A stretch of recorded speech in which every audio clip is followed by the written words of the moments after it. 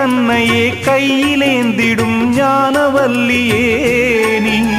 வெள்ளை தாமரை பூவில் மேவியே ஆளும் செல்வியே நீ எந்தன் வாக்கு மேடையில் நின்று ஆடும் வாணியே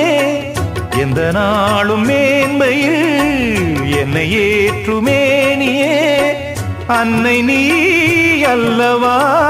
இன்னும் நான் சொல்லவா நீதான் தெய்வம் நீதான் செல்வம் கீதம் சங்கீதம்